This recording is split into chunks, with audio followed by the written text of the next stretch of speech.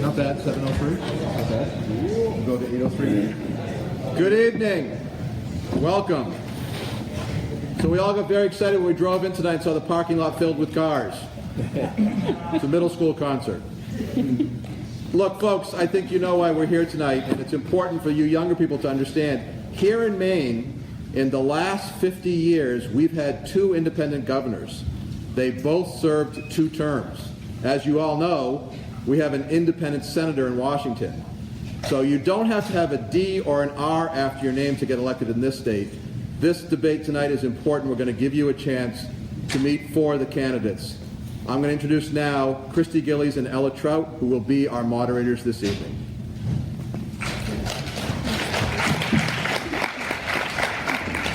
Hi, everyone. Welcome to our debate among the independent candidates for governor. I'm Christy, and Ella and I will be the moderators for tonight. We have researched the candidates and the issues to create questions for tonight's event. In addition, for those present here tonight, you should have received an index card as you entered the chambers. If you have a question, write it on the index card. Students will move up and down the aisles collecting cards periodically during the debate. Government students here in the front rows will sort through the questions for the best and most appropriate ones to ask the Candidates, there will be up to 2 minutes for opening statements, up to 2 minutes for responses to questions, and as much as 2 minutes for closing statements. Our timekeeper is in the front row, and she'll let you know when there's 1 minute left and when the time is up. May I now introduce the independent candidates for governor: Ethan Alcorn, Alan Caron, Terry Hayes, and John Jenkins.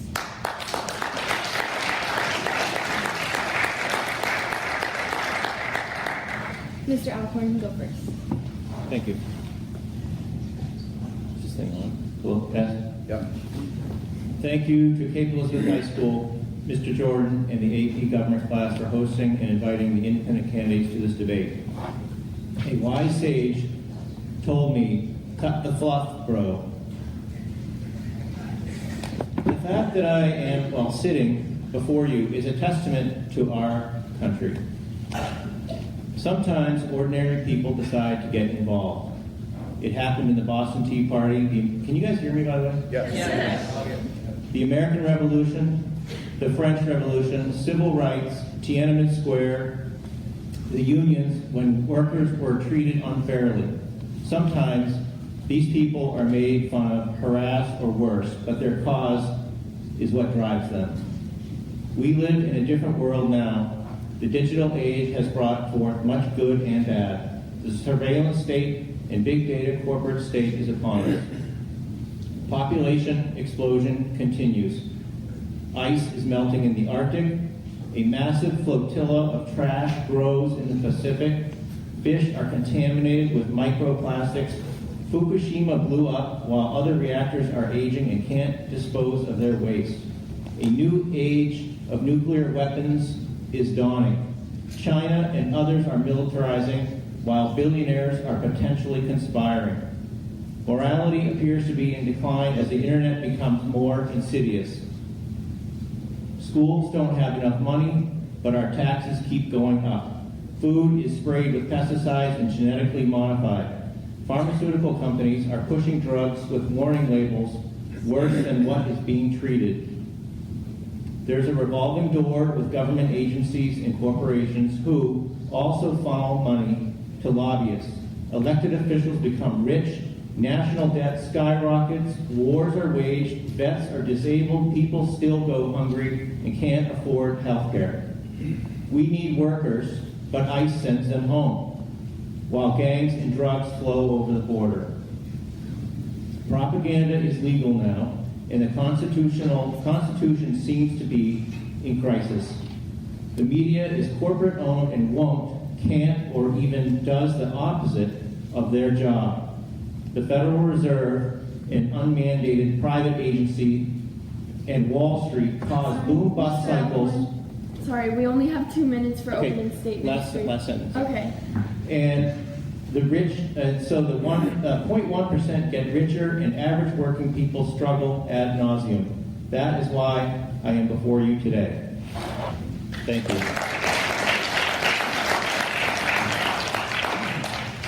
Mr. Kerr. Well, thank you for, is this the one? Thank you for hosting this. Thanks to all of you for coming. I'm Alan Karen, as you can see from the sign there. I want to tell you a little about me because I think it's important to know what people are passionate about and why. I grew up in a town quite different from this one, but we are all part of one Maine. I grew up in central Maine, in poverty, in a family of mill workers and farms. I left high school 2 months into the 9th grade and went out and worked with my hands in construction and mills and loading tractor-trailer trucks. Somewhere along the way, I got on the wrong side of the law and spent some months in Wyndham in what I call a teenage timeout. And there I began to think about what I was going to do with my life and how I would lift myself up and how I would help others in Maine do the same. I went on to create a successful small business, got a master's degree from Harvard, and spent 30 or more years of my life trying to make Maine a better place. And the last 15 years, I've really just focused on how we build a new kind of economy in Maine that's rooted here, that's small business, that fits who we are, and that doesn't go through boom and bust cycles.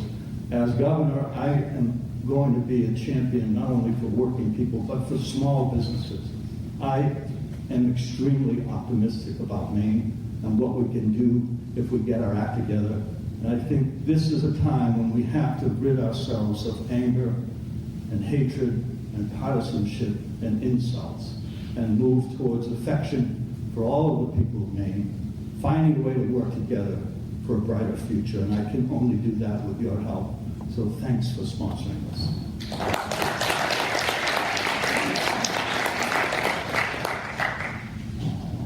Mr. Jenkins, thank you.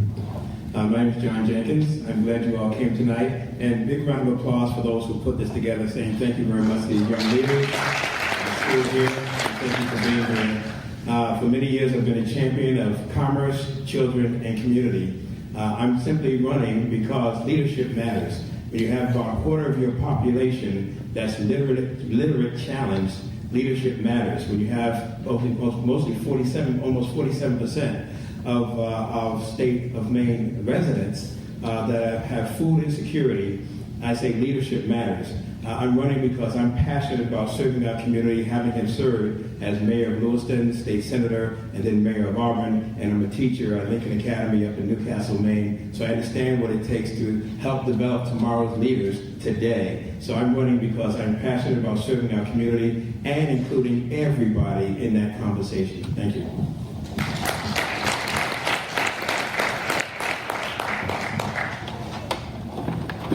Thank you, ladies. Thank you, Mr. Jordan. Thank you all for coming this evening. My name is Terry Hayes. I've been majoring in Maine for just short of 60 years now. And it's a pleasure to be here tonight and to tell you I want to be your next governor. This is my capstone project. I was telling some of you this earlier before the program started. I've had a lot of, I don't know everything yet. I'm still in a learning mode. But I've had a lot of opportunity to visit lots of places across the state. And I feel like a Mainer at a cellular level. I actually grew up in the greater Portland area. I went to both junior highs in South Portland. I went to Macaulay, before it was the Girls Academy, and then Bowdoin. And I've been moving to Western and north of here, not northern Maine yet, but for the rest of the time, frankly, from Waterville area. And now I've been in Buckfield for 30 years. And this is an opportunity for us to change the pattern of what's been happening is holding us back in Augusta. And by that I mean the partisanship. It's a real challenge. It's a challenge around getting anything done because the parties seem to be more interested in perpetuating their roles than in necessarily solving the problem. So I want to be your next governor because I believe that the partisanship is in the way, and if we elect another partisan, then we will just be perpetuating that problem. There's an opportunity to step outside of that. I am the first independent state treasurer that the state of Maine has ever had, elected by Democrats, Republicans, and independents in the legislature.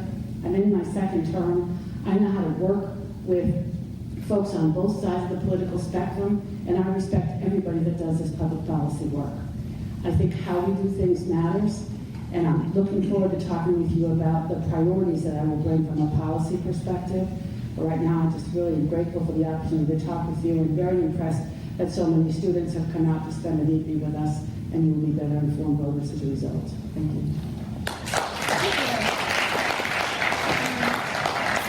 Our first question of the night is, how do you plan on promoting Maine as a good place to live and work in order to keep and attract young people here and increase the productivity of our economy? So Mr. Karen will have the first shot at this question, followed by Ms. Hayes, then Mr. Jenkins, then Mr. Allen. So Mr. Karen. Well, as I said, I've been working for many years on lots of people across the state, Democrats, Republicans, Independents, to imagine the next economy we can build in Maine. A few years ago, I wrote a book called Maine's Next Economy with 15 other people, with a foreword by Angus King. There are great things happening all across the state. A bottom-up economy is growing in Maine, and you've seen it happen in the food sector and now the breweries and many other sectors.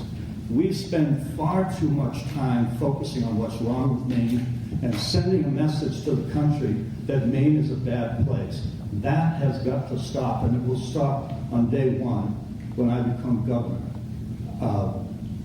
Maine has an extraordinary and powerful brand around the country. We are known for quality products. We are known for craftsmanship. We're known for honesty and hard work. These are things that we built over a long period of time, thanks to companies like L.L. Bean and many others. The last 8 years, we've seen the slow destruction of that brand, and it must stop. We must stop signaling to the world that Maine is a place full of problems and bad people, and teachers are a dime a dozen. All the things that have been said out of Augusta have been damaging to us. And so, as I said earlier, I'm an incurable optimist. I focus on what's right with Maine and how we can bring people together to get things done. That's the way I've operated throughout most of my life. And I think our potential is unlimited if we get ourselves together. Thank you. Now, Ms. Hayes. Thank you. Well, really what we need to do is lead with our assets and not with our liabilities. And that's essentially what Alan just said. You know, we have to be realistic about what we have. I say we look at it as an assets inventory because we have things that other people want, and that's how we get them here. We have to figure out who wants what we have and how do we invite them. Truth of the matter is, no matter what we do around economic development, if we don't invite and openly solicit immigrants, we won't be able to fill the jobs that we currently have open in this state. It's a little bit different than what you're expecting. Most of you may think you have to go away in order to earn a living. Well, in fact, there are job openings throughout our economy right now that are going begging. There are employers that are recruiting nationally and internationally to fill those positions. And so we need to do a better job of self-talk. We need to make sure you know about those jobs, that you understand the opportunity to be able to stay in Maine and contribute to the economy. We need to feel better about ourselves and lead with those things. And it doesn't mean being unrealistic about our challenges. We have to work on our challenges too, but you don't lead with them.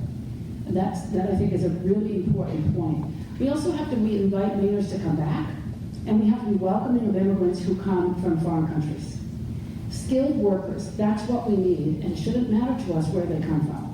If they come here ready to participate in our economy, we need them, and we need them now. If we can't entice them to come here and support them when they get here so that they can integrate into our economy, we're going to have great difficulty maintaining the economy that we have, never mind building it. And whether we're looking at small or large businesses, if we don't have the people, that's the human capital we need. So I think figuring out how we want to talk about that, how we invite it, that's our challenge. And all of us need to do that together. Thank you. Mr. Jenkins. Thank you. So when I was mayor of Lewiston, we were the first community in the state that had young people serve on every board and council committee that we had in the city, because young people have a voice and they have a vision, and that we who are temporary placeholders need to hear those voices and that vision. And they weren't just talking about youth-based initiatives.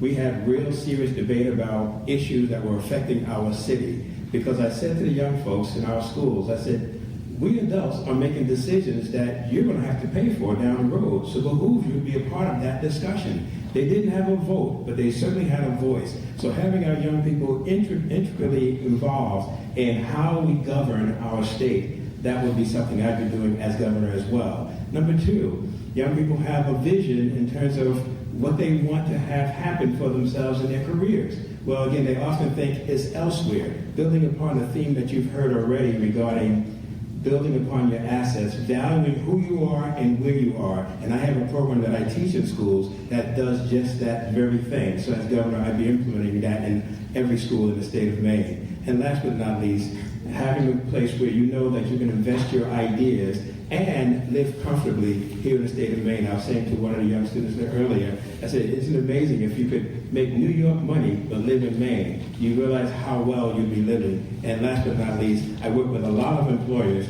who are, as Ms. Hayes mentioned, begging for employees. And I teach a work readiness program because young people need to start thinking as entrepreneurs.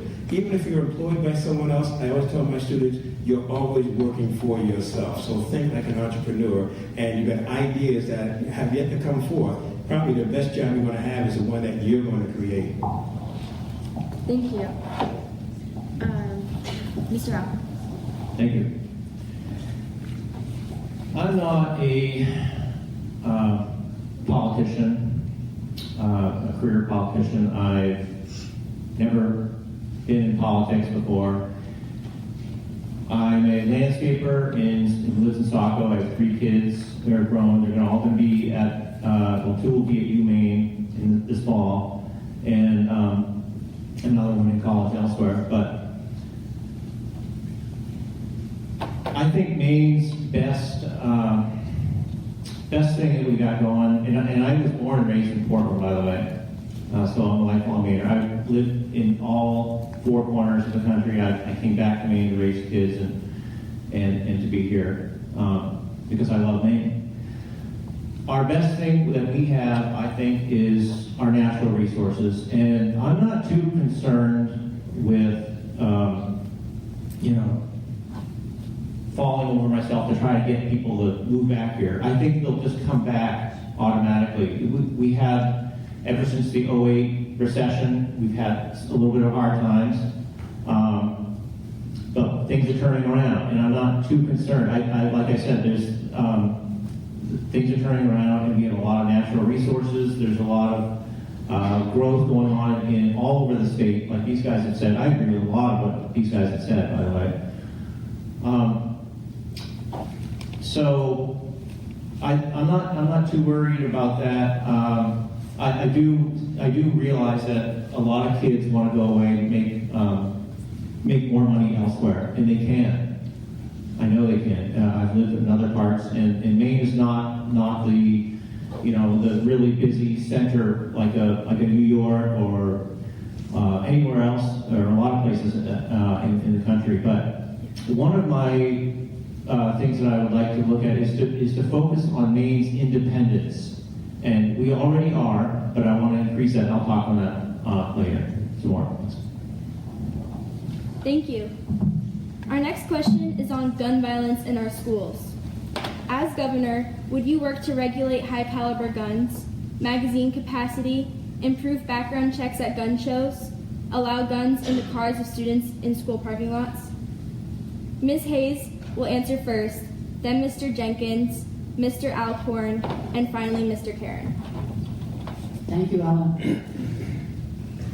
I think it is entirely possible for us to honor the Second Amendment and keep our children safe when they're in school at the same time. I don't own a firearm.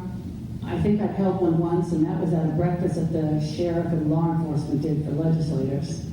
I didn't hunt when I was a child, because it wasn't family members. There weren't family members who participated in that. So I'm relatively individually ignorant about firearms, and I know that. And so I have more fear maybe than folks who have greater familiarity with it. I don't necessarily think I know what the right answer is, but I know that if we can have a rational but passionate conversation where we actually listen to people who see the world differently than we do, we can figure this out. We can do this. I want to invite people to that conversation because I think that's how we end up with an outcome that there's a broader buy-in. It's not out here, which is, all guns all the time, or way over here, no guns ever. It's somewhere in here. And I think that if we provide a space for that conversation, we can figure it out. This coming Sunday, there's a group up in the Oxford Hills area that it's convening around school safety, not specifically around guns at school, but that certainly precipitated the opportunity for the dialogue. I'm not involved in it, although I live in that area, but I intend to go so I can listen, genuinely listen to what are the concerns that people have and what kind of ideas are they bringing forward. I think there's a variety of ways we can approach this, but I don't begin to believe that my answer is the one that fits everybody. So I'm anxious to learn. Thank you. Thank you. No guns on campus, number one. Two, for more than 30 years, I taught critical skills at the Maine Criminal Justice Academy, so I was around guns all the time because, again, I was helping law enforcement folks who wear those uniforms to stay safe in the line of duty. We have a very responsible gun culture here in the state of Maine, a hunting culture, if you will, not gun culture, but a hunting culture. And I have friends who they're avid hunters, and they have safes full of guns, but it's safely locked away, and they're responsible. However, those who cannot pass a background check should not have a firearm. Those who cannot pass a psychological profile test should not have a firearm. Those who are convicted of abuse in the family and they're accused of that, and not accused but are convicted of it, should not have possession and access to firearm because they've already proven irresponsibility, and I would be supporting that. And last but not least, aftermarket items such as bump stock that changes the function of a weapon, again, that should not be allowed. And as governor, I'd be pushing for those restrictions and those hurdles to be put in place. I know we've liberalized the access to guns here recently in previous legislation, if you will, but I look going back to the idea of having background checks very much enrolled in part of that process.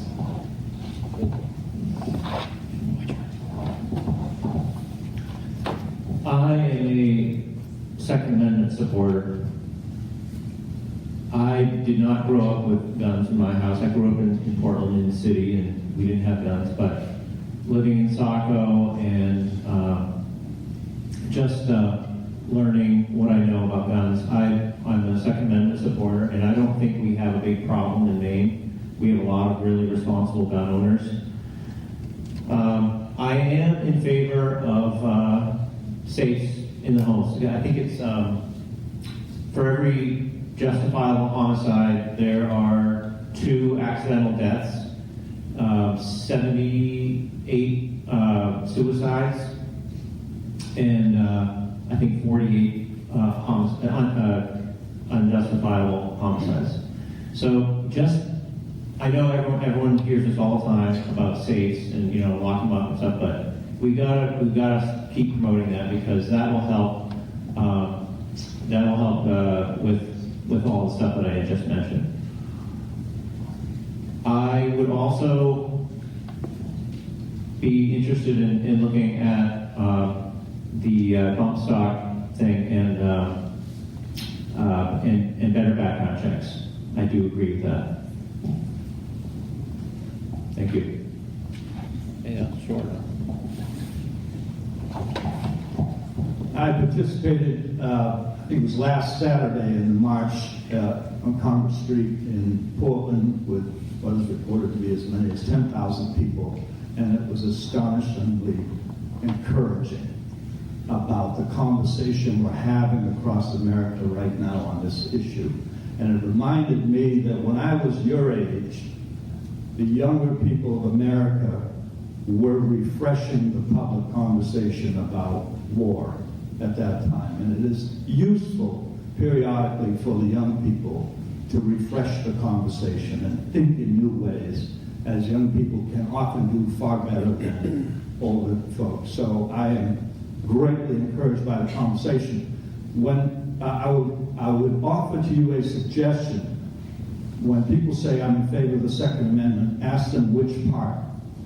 Because the Second Amendment has two parts. One is the right to bear arms, which is often quoted. The other is well regulated, which is often ignored. Second Amendment contains both of those elements. And I think the whole conversation we're having around the country now is what is the balance point between an individual's right to bear arms and a society's rights to be safe. That's the conversation. We have, in many ways, I think, moved way beyond the right to bear arms to something like the militarization of the civilian population. I am in favor of moving that needle back to the center. And I think, for me at least, and you should know where people stand on these issues, I think military-style assault weapons designed to kill large numbers of people in a very short period of time should not be allowed in the public. We, until just a few years ago, had a ban on automatic weapons at the federal level. It was removed. It was allowed to lapse. Some years ago, we should go back to that. And then these, what are called semi-automatic weapons, we have to figure out which side of the line they're on. I'm generally in favor of all the points in the question. Thank you. The next question is regarding the opioid epidemic. Do you support Governor LePage's suggestion to institute the death penalty for drug dealers? What steps do you propose to take to combat the opioid crisis? So we'll start with Mr. Jenkins, then Ms. Hayes, then Mr. Alcorn, and Mr. Garrett. It was just 2 weeks ago that I was part of the planning committee and a presenter at Opiates to Opportunity for Veterans, a statewide conference that we had, and all the University of Maine sites Skyped in, if you will, and I've been working on this issue on the front lines for many years. I do not support death penalty for people who are involved in drugs, if you will, because it does alter your mind. There's no two ways getting around that. So therefore, I would not support that, number one. Number two, we need to put our money behind treatment and prevention. I've done many programs in virtually every high school in the state of Maine, from Fort Kent to Kittery, Bethel to Bath, around whole awareness programs as well as substance abuse prevention. And the idea is that having more centers for prevention, recovery, and rehab will make a big difference. And last but not least, building relationships. What I found from the experts who are on the front lines of this is that relationships matter to folks who have crossed that line and abusing substances. But when they have something of value to lose that means more to them than the drug, only then are they willing to deviate from the pattern of repeated drug abuse and misuse. So again, treatment and prevention is something I'd be very much on the forefront as governor. Thank you. Which way? Ms. Hayes. This is from my perspective, I think this is probably the most poignant example of the difficulty that partisanship is having in our democratic institutions in Augusta. There are probably 4 integral parts that are answered to the questions, what do we do about the opioid crisis? And they include education, access, law enforcement, and treatment. And we need to figure out how to use all 4. The conversation that we've been having, that the policymakers are having around this, is focused on, I think it's law enforcement and I think it's treatment. We have under-resourced the response, and we're too worried about who's going to get credit for fixing it. So we lost over 400 people last year. You know, I don't see that changing from a partisanship perspective. That's where a good example of where the partisanship gets in the way. I know we need all 4. I bet most of you understand that too. And the other part of this that I think we really have to accept is that we're all going to have to figure out how we're going to pay for it. We have one facility in the state that does medical detox, 18 beds. 418 people died last year. That's not enough. It's not going to come by magic. We're going to have to create this, and we're going to have to figure out how we're going to pay for it. Right now, it doesn't seem to rise to the level to even have a conversation where we can move the needle in a meaningful way with the folks that we've elected, because they're too busy campaigning and they're not governing. And that's something I think we need to change, and I think that change comes with leadership. I think you get up every day, go into work, and you're saying, all right, what can we do for the people of Maine today? That's a different question than what can we do for the party today? And we have to put the people ahead of the partisan politics. So if there's any evidence that backs up my perception, I would suggest it's this, because we've been calling this a crisis now for more than 4 years. What have we done? What have we managed to do? I think that's important for you to recognize that leadership that gets beyond the partisan squabbles and focuses on the issue and leads others to do the same is really important. Thank you. Mr. Alford. Does it matter? She said me. Yeah, we keep updating. The opioid crisis is really a huge crisis. We are having, what was it, 400, like a person a day die because of this. It's terrible. This is part of the reason why I decided to get in. Just sitting by and seeing these people die. I mean, I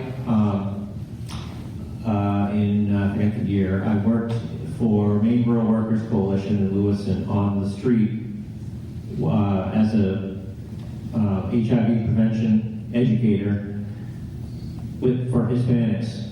And so I have actual street level experience on this, and I have a lot of ideas what we should do. I think we should do a lot of public service announcements. We don't have billboards in Maine on the highways.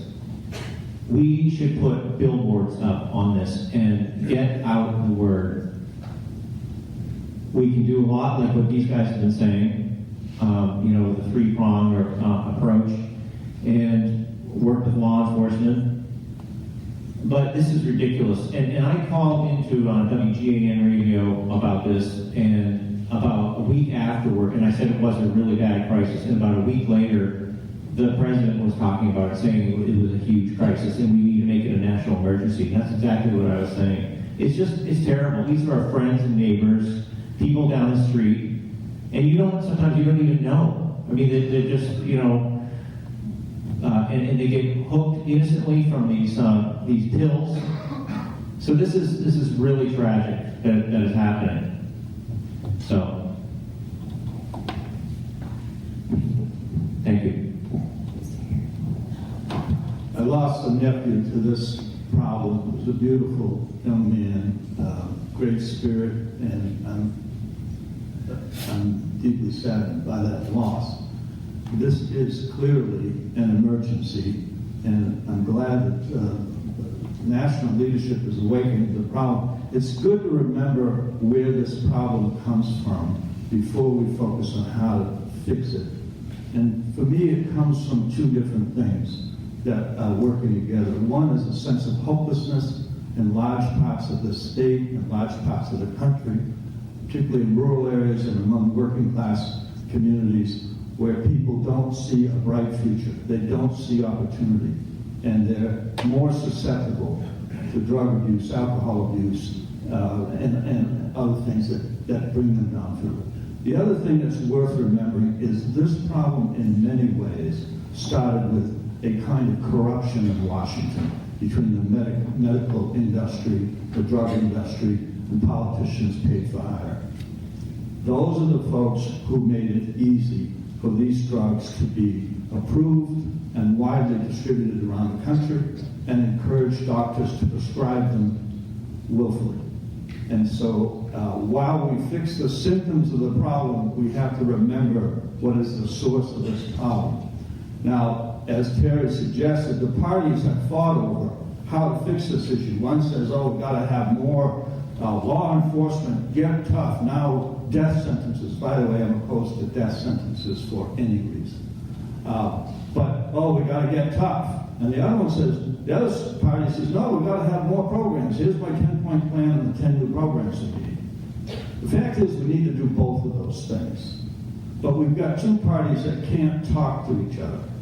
And if one party suggests we should go this way, the other one then goes this way to make sure that the other guys can't succeed.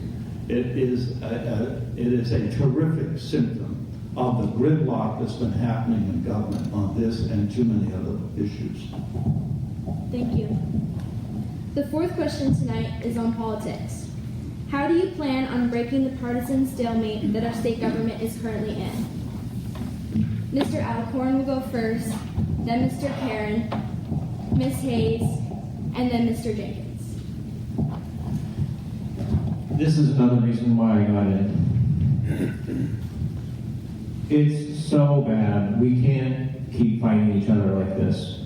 Democrat, Republican. It's like we're being divided in this country. And I've seen a lot of people lately go over to the independent side. I've always been independent. I think I did vote for Obama, and I did vote for Trump, but I really regret having voted for him now. He didn't turn out to be what I thought he would be. But this is a serious problem. I don't know if you kids out there realize how bad it is. We used to get along in politics. They used to get along. You know, in Washington they would dine together and eat and spend weekends together and stuff. Now they just hang out in their offices and they go to their apartments or whatever, and they just flick on their favorite CNN or Fox or whatever, and they don't. And it's like it's just a total separation. I don't sit here and pretend to have all the answers, but I know that being independent, probably all of us I will pick and choose or take each issue on a case-by-case basis. So I'm pro-choice, Second Amendment supporter. We'll probably get into some of the other issues too. I don't want to go over, but that's I think being an independent is definitely one of the good things, because we really need to fix this, and it's bad. Thank you. The last 5 years, I've been assembling these large gatherings around the state, 6 of them, that involve chambers of commerce, environmental groups, civic organizations, just plain folks, to sit together and imagine a better future for Maine and how we could work together to make it happen. I'm enormously proud of that work. A lot of folks, almost every candidate running this year will say, I will bring the two parties together. Ask them where they've done it. It's a very important question. I did an event up in Bowdoin with 350 people on climate change. It was apparently the only such event in the country that was co-sponsored by the 5 largest chambers of commerce and the largest environmental organizations in Maine. What's the hallmark of those events? The hallmark of the way I work is everyone has to be heard. Everyone must be respected. You cannot govern by insulting people. It might make headlines and it might make fun for some people, but it's a disastrous prescription for deadlock and sliding backwards. So I approach every question looking for new ideas and where people can find common ground. And if you give people an opportunity to work together, overwhelmingly, that's what they want to do. Are there always 10% on either extreme who just want to stop everything? Yes.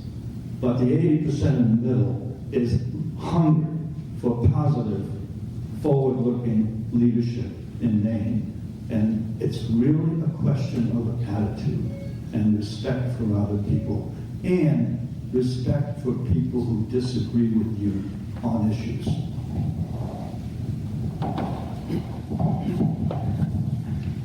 Mr. Jordan, this should become required reading. I'm going to share it with you afterwards. The title of the publication is Why Competition in the Politics Industry is Failing America. It's written by Michael Porter, who's a business professor at Harvard, and Catherine Gale, who's a businesswoman from Ohio. And it outlines this question in great detail and then has some solutions around partisanship. It's not necessarily the parties, but it's how we're executing them, how we're implementing the parties. It's about, if you're not with me, you're against me. Everything is black and white. You know, this is the one right way to do something. Rarely is there a one right way, okay? And if I think I know the one right way, I may know it for me, but I don't necessarily know it for you. We have forgotten that this is a relationship business.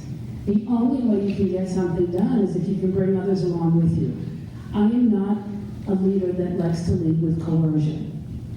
I had 3 teenagers all at once, and I learned something valuable, but not until the end, not until the youngest one was the only one left at home.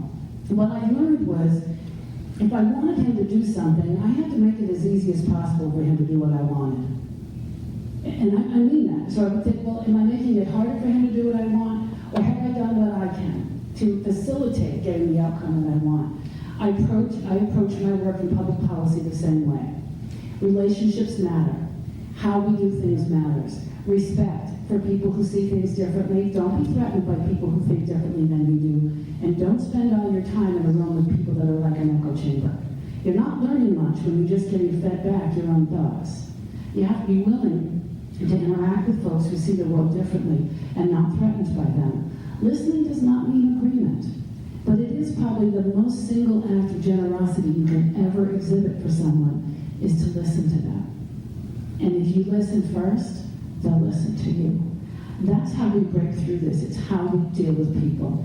And I'll talk more about my history with that later.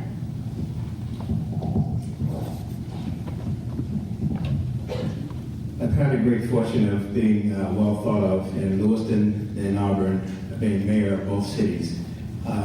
As a student at Bates College, I was amazed at how the 2 cities were just at each other's throats. They were just beating on each other the whole time and bad-mouthing each other. And they're like, good gracious, these guys like the Hatfields and McCoys.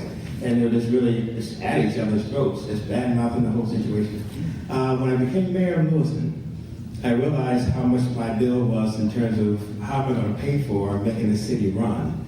And I said, you know, what if I made a partnership, a handshake with the city of Auburn? I went over to the city of Auburn and I went to their meeting. And in fact, the meeting stopped cold because they said, he's here. And they didn't say another word. But I built a relationship, and people tend to do things not for my reasons. They will always do things for their reasons. And when they realized that they had skin in the game, and I think what has to happen as governor, I'd be reminding those who sit in the legislature, we're both serving the same employer, the people. Don't forget for whom you work.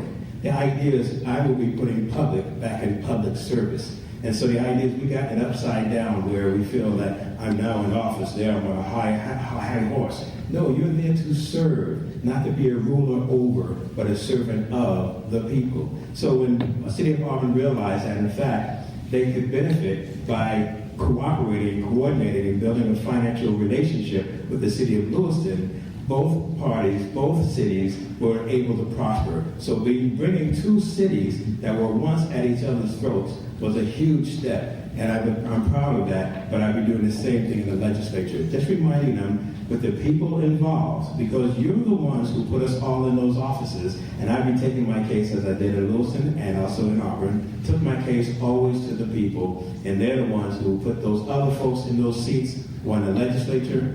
That's our employer. You're the boss. So I remind us all of that when I'm in office. Thank you. Thank you. We're going to do one last open question for our lightning round. What is your opinion on increasing legal immigration and or refugees in order to fill the workforce? And we can just go in order from Mr. Alcorn. Can you repeat that again? What is your opinion on increasing legal immigration and or refugees in order to fill the workforce? Well, having gone to the University of Arizona and I speak Spanish, was part of my major, and having worked with Hispanics in the streets of Lewiston, problem with bringing people over to help fill positions. In fact, I was, I think I said this on the radio, I called in again, WGN, you guys should all listen to that, by the way.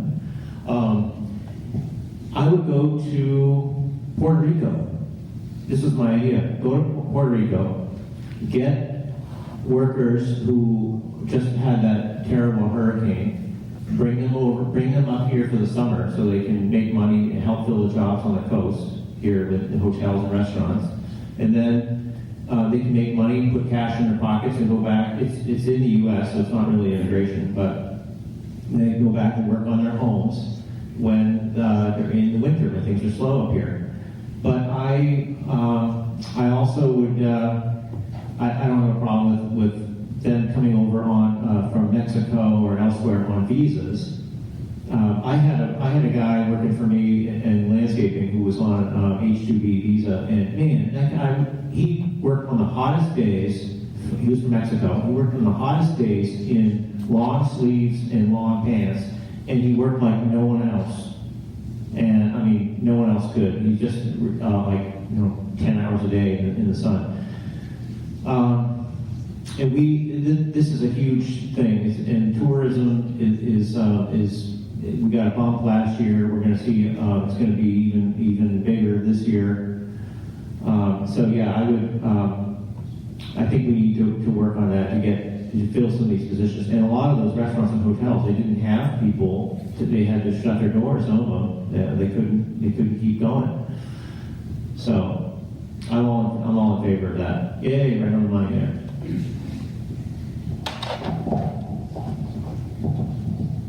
My grandfather came over the mountains from Quebec in a horse and buggy and went to work in the Waterville area, later with his sons at the paper mills. He had to change his name to make it sound more English so that he could become a foreman. Franco-American people, as many of you might know, experienced a lot of discrimination when they came here, as did the Irish before them, as did Italians before them, as did Jewish people before them, and as did black people before them. I was just at an employer in Belfast today, a great new company that employs 100 people. They cannot find people to fill the work they have, and this is true all over the country. We've been losing young people, and we're aging in place. So it's imperative that we do two things that will keep younger people here and bring new people at the same time. And that is really all about figuring out how to grow a new economy in Maine. If we don't do that, we have no hope of keeping young people here because they don't have jobs. Now, if we're going to grow the economy, we're going to need even more people. So one of the things I'll do on the first day as governor is to erect a new sign at the border that you are welcome here. We must welcome people who want to help us build a new economy from not only around the country, but from all over the world. That's going to make Maine look different than it used to look, but we're not going backwards in the state. We're going forward. And as many of you and younger people across America know, you're living in a more diverse society than your grandparents lived in. And we're not going backwards. So we must welcome people. And I have been so frustrated that a Franco-American governor could forget his own heritage so quickly and to apply to other folks who come here what was once said about his grandfather. There are two conversations I'd have as governor. One with receiving communities. There will be those folks and communities in which, number one, because we have aging population and we're developing in some communities a glut on the market of housing stock. Because if you have people who age and they die and there's no one else moving into that area, if you look at Washington County and other parts of our state, they're struggling, hanging on by their fingernails to keep their heads above water. Which says what? We need more bodies and hands on deck to contribute to the workforce. So two conversations. One, with those communities that would be receiving new Americans coming in to play and to live here and be a part of our community, not part-time, to live and grow their families here in America and especially here in Maine.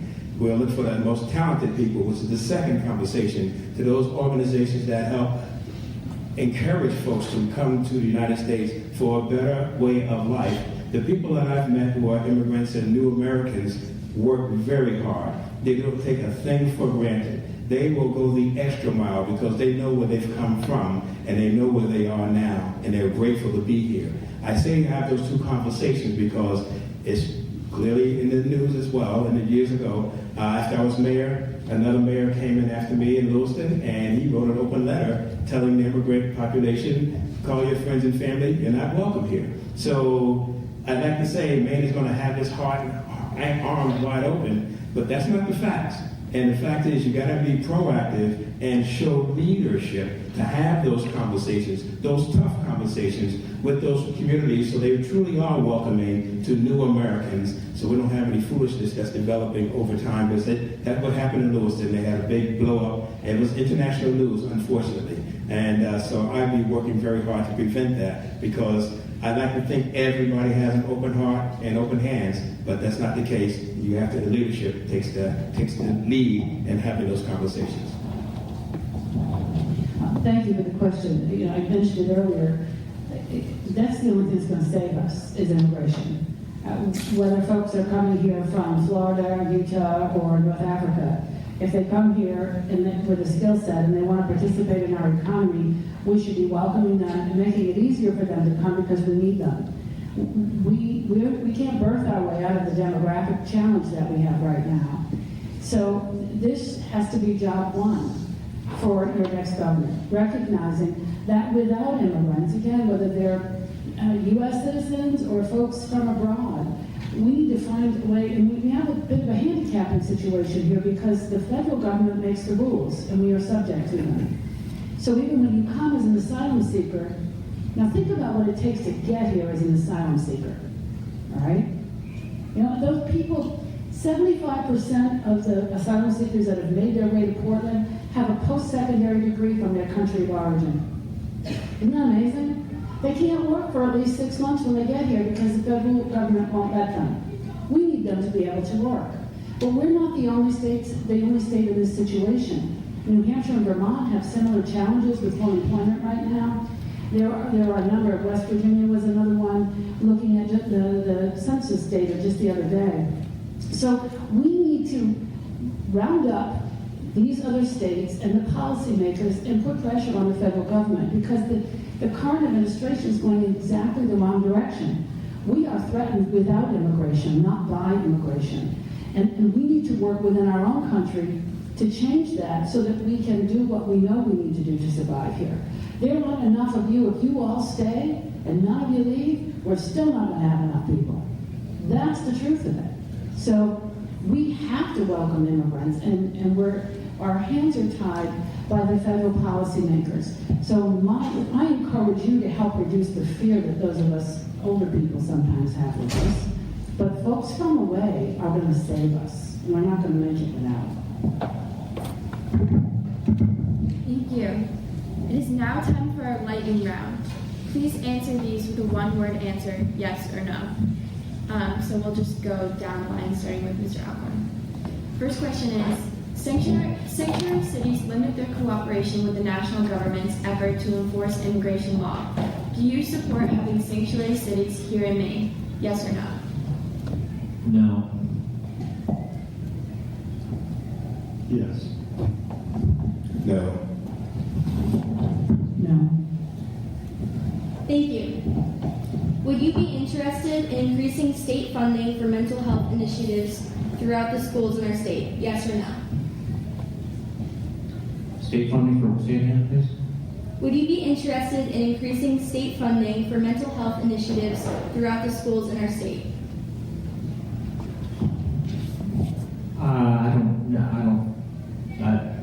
Okay, yes, I guess. I'd have to think about it some more. I'm not quite sure. Yes. Yes. Yes. Thank you. Can we revive the paper industry in Maine? Yes or no? No. Say the question again, please. Can we revive the paper industry in Maine? Yes. That's a bit of a trick question, but yes. Yeah. I'll go with yes on that.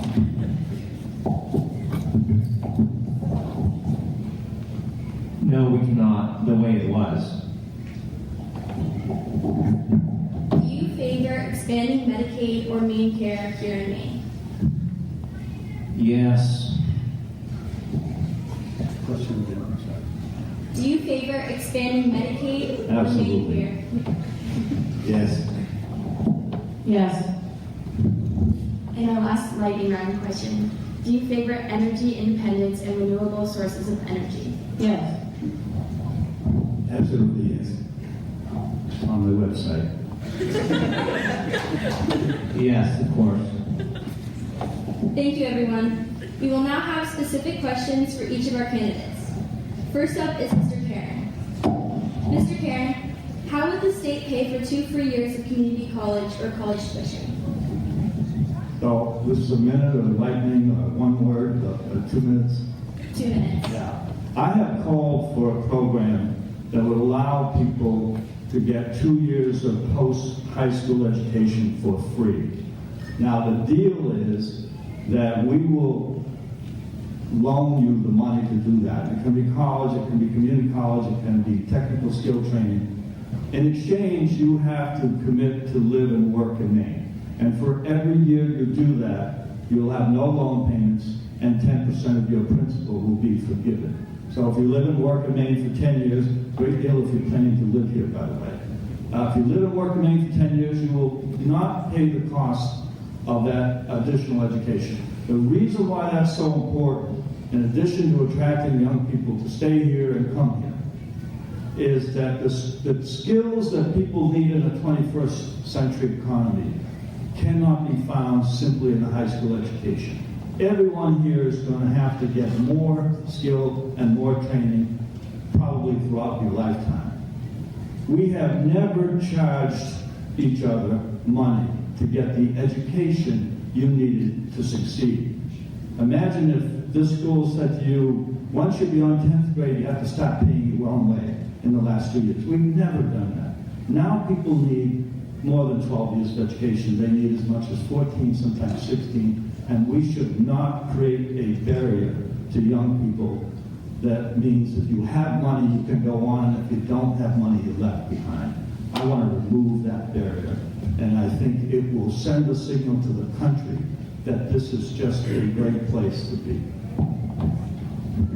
Thank you. Ms. Hayes, our next question is for you.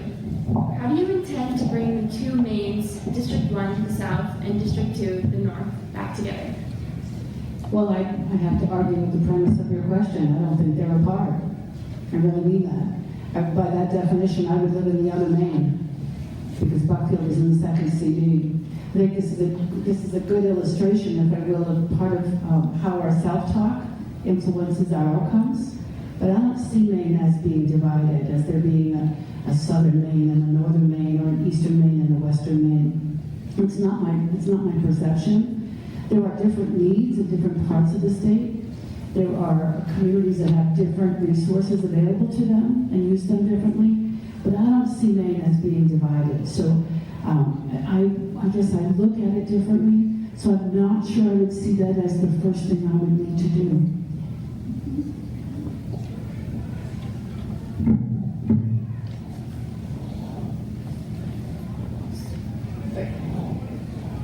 Thank you.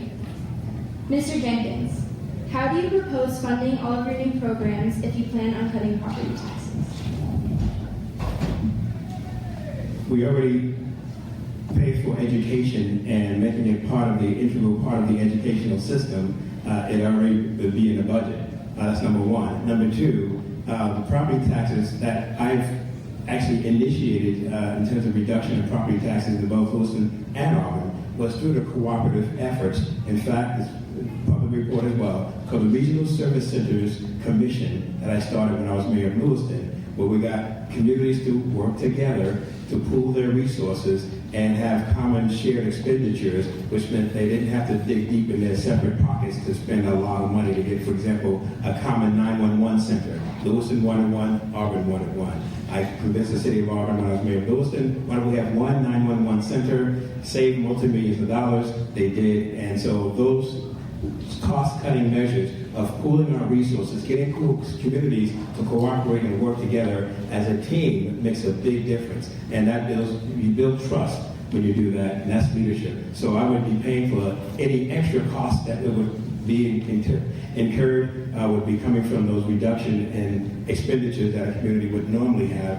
by the cooperative ventures that we've already started when I was mayor of Lewiston and Auburn. Thank you. Thank you. Finally, Mr. Alcorn, how will your diverse background be an asset to you as governor? Well, it kind of answers itself, I think. I'm a more experienced person. I've lived all over the country. I studied a lot of different stuff in college. I've done a lot of different types of jobs. That all goes into my pool from which to take experience and to help out Maine as a state. I think we need somebody who who's done a lot of different things, who can think outside the box. And I had an employee of mine who gave me one of the best compliments I've ever had, and said, "Ethan should have been an inventor." And I never really thought of it, but just running your own small business and being an entrepreneur forces you. It's probably, guys, listen up, it's probably one of the best experiences you can ever do.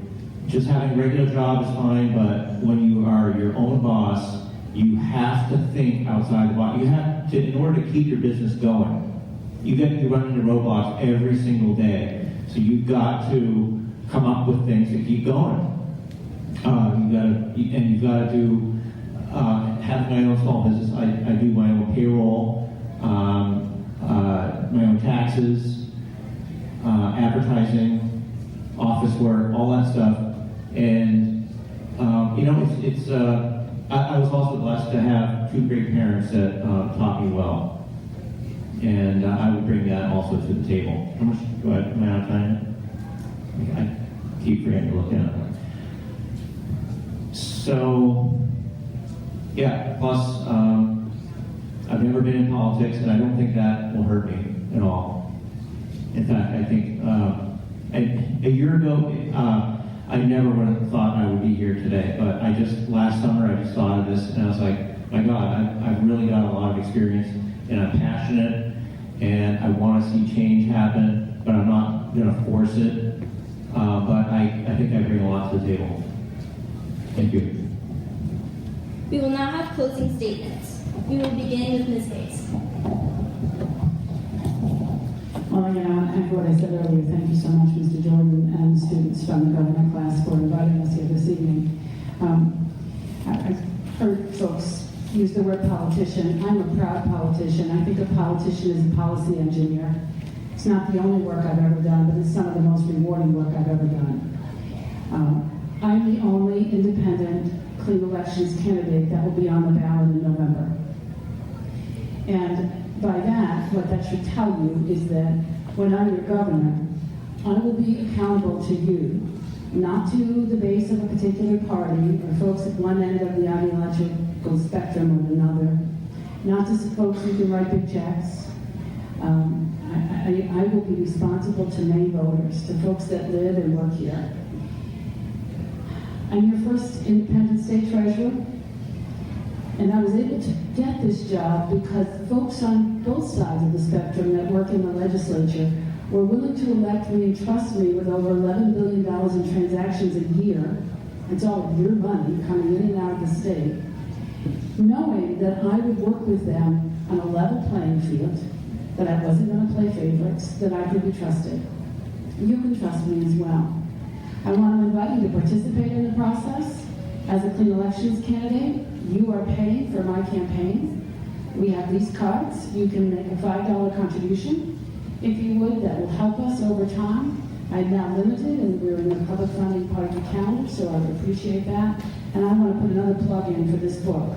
This is the reason why electing an independent is the best thing we can do for Maine. We're not going to be able to stop the partisanship if we elect another partisan. We need to elect someone who's not tied to the ideological argument, because effective solutions deal with reality, not ideology. We're not going to change folks' ideology. We have to figure out that that's not the solution to the problems that we face and to moving us forward. Thank you. Thank you. Mr. Jenkins. I'm paying my own tab out of my limited savings as a teacher at Lincoln Academy. So any teachers out here, you probably understand that it's not a big war chest by any means. That's number one. Number two, I have the experience in having the leadership conversations that have to occur if this state is going to go forward.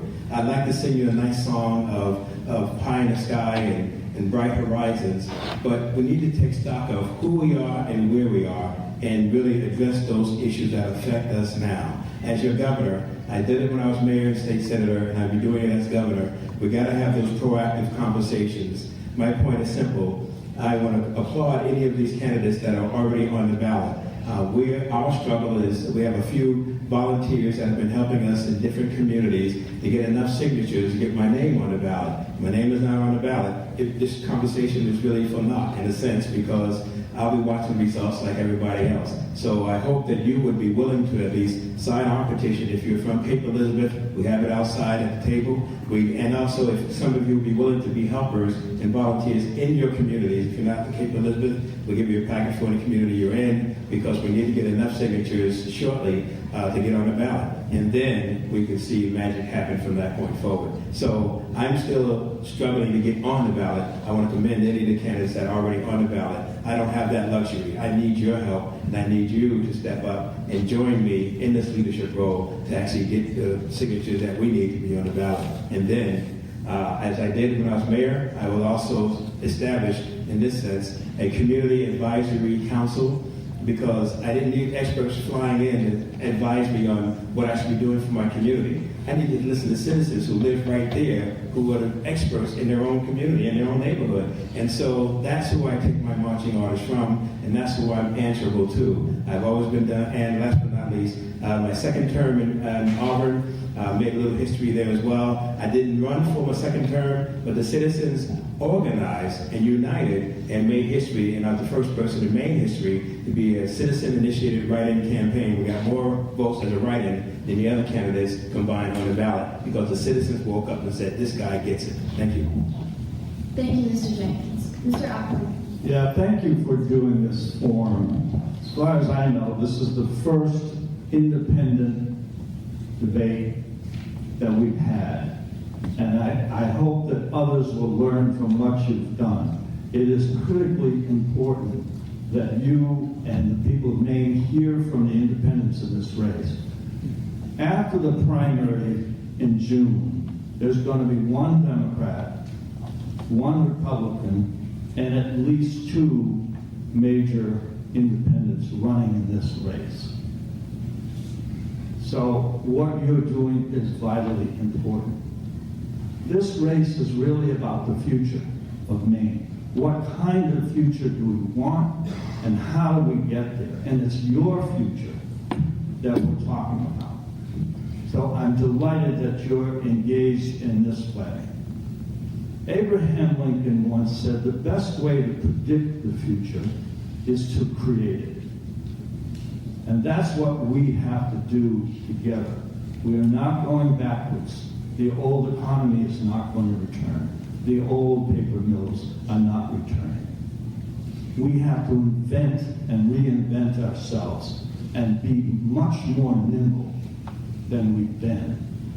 Young people are critical to that happening. You must apply the pressure to make change happen. We have been stuck in Maine for a good part of my lifetime. And you have to demand more of government. Expect more. Don't lower your expectations in the way that others older than you have done. We deserve better. We deserve leadership with vision that's also pragmatic. Guess what? We can do both of those things. So don't settle. Don't settle for talking points from the political parties which are almost identical to what they were 30 years ago. Believe me, I've heard them all. Don't settle for people who want to divide us. Look for people who will unite us. Thanks again. Yes, very well said. Thank you, Cape Elizabeth High School and teacher Jordan, and all you guys. This definitely was not as bad as I thought. Well, I mean, I'm not really comfortable speaking in public at all. In fact, I get really nervous, and but this wasn't quite so bad. So that just tells you how bad I think things are in this country and in this state that I'm actually up here. Okay, if I can do it, every one of you guys can do it. So actually, that's a good point. Just running for an office, you guys should all, I've never done it. You guys should run for something because it just makes you think, and it's really amazing. It's a good experience. I too was a clean elections candidate, but it was really hard to get the donation, the $5 donation. So good on you, Terry. Good job. I have to raise money the old-fashioned way now, and you know, if I'm the low-money candidate, hey, that's fine. That doesn't really bother me. I know I can go get money though if I need it. I don't have a huge staff. And I don't have a lot. I know I can get things accomplished with little money. I've been doing it as an entrepreneur. My father started a business in the Gubernatorial area, and he's employed thousands of people. He's sold it now, but over the years they employed thousands of people in that area, in Burke County and Cumberland County, and his wood products are in thousands and thousands of homes all over New England. I learned a lot from him. And I work there in summers. Let me just close. I kind of went off script a little bit, but let me just close this. What does the governor do, and what are the qualifications for the position? He is the supreme executive for the state of Maine. The qualifications are as follows: 30 years old, a U.S. citizen for 15 years, and a Maine resident for 5 years. I am qualified. Period. Thank you. I see the sign. Thank you very much. Round of applause to all of you guys for putting this on. Thank you.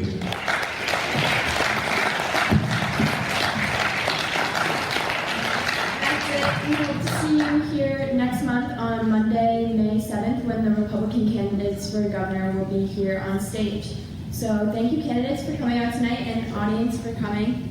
And good night, everyone.